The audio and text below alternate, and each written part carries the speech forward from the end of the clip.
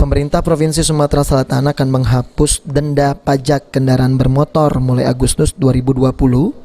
Pemutihan denda pajak kendaraan bermotor karena banyak pendapatan masyarakat menurun saat pandemi COVID-19 dan sekaligus menyambut Hari Ulang Tahun Republik Indonesia ke-75. Penghapusan denda pajak ini diberlakukan selama 1 bulan. Gubernur Sumatera Selatan Herman Deru menjelaskan penghapusan denda pajak ini diberlakukan selama 1 bulan dan pihaknya akan terus melakukan evaluasi kebijakan tersebut. Kebijakan ini dilakukan untuk masyarakat yang sempat terganggu ekonominya karena pandemi COVID-19, namun tentu akan dilakukan evaluasi. Dalam situasi ini, sekaligus menghadapi 17 Agustus, Hari Raya Kemerdekaan Republik Indonesia, kita memberikan pemutihan denda pajak.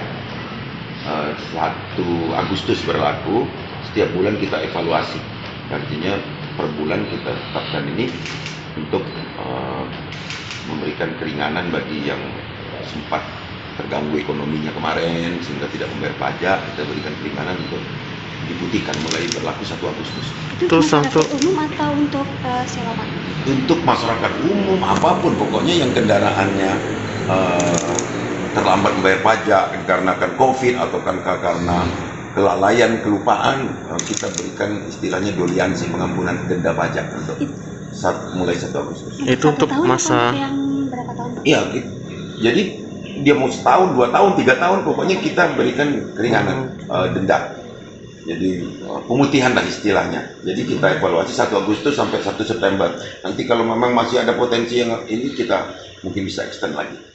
Ia juga berharap masyarakat tidak lagi menunggak pajak dengan adanya penghapusan denda pajak kendaraan bermotor di Sumatera Selatan, sehingga pendapatan daerah diharapkan dapat bertambah dari sektor pajak kendaraan bermotor.